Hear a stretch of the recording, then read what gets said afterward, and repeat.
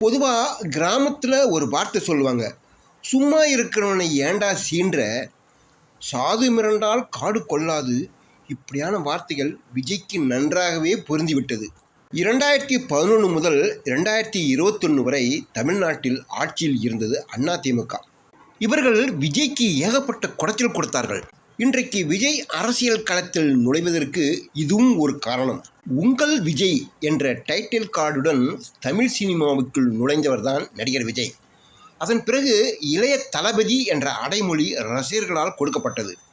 விஜய் நேரடியாக ஒரு அரசியல் கட்சி தொடங்கியது 2024ஆம் ஆண்டுதான். தனது அரசியல் வருகைக்காக விஜய் அடித்தளம் அமைத்து ஏற்படுத்தி கொள்வதற்கு சுமார் 10 ஆண்டு காலம் தேவைப்பட்டது.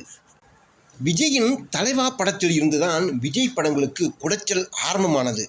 குறிப்பாக விஜய் படங்கள் ரிலீஸுக்கு வரும்போதெல்லாம் ஏதாவது ஒரு வழக்கு போட்டு படக்குழுவினருக்கு குடைச்சல் கொடுக்க ஆரம்பித்தார்கள்.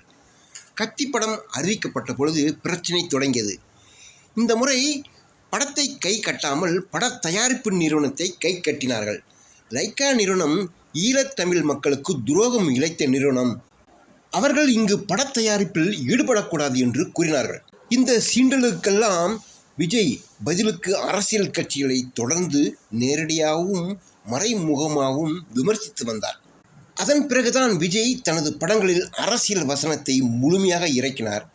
இளைய தளபதியாக இருந்த விஜய் தளபதி என்று பட்டம் சூட்டினார்கள் ரசிகர்கள். சர்க்கார் திரைப்படத்தில் ஒவ்வொரு துறையையும் விஜய் விமர்சித்து பேசும் காட்சி தனி வரவேற்பை பெற்றது.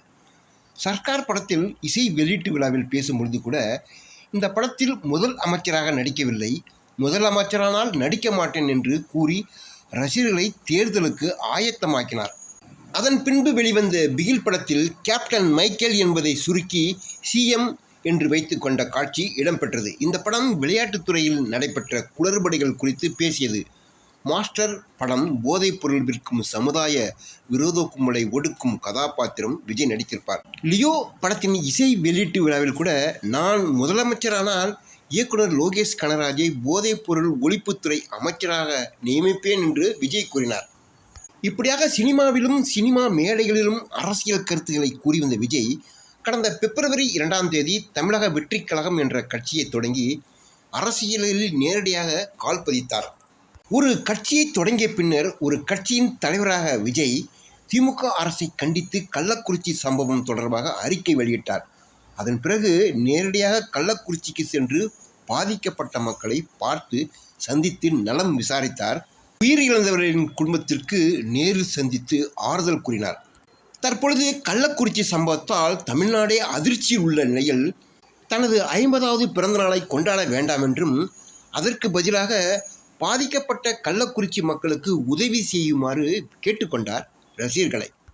சினிமாவில் சர்க்கார் நடத்திய விஜய் அரசியலிலும் சர்க்கார் அமைப்பாரா என்பதை பொறுத்திருந்துதான் பார்க்க வேண்டும்.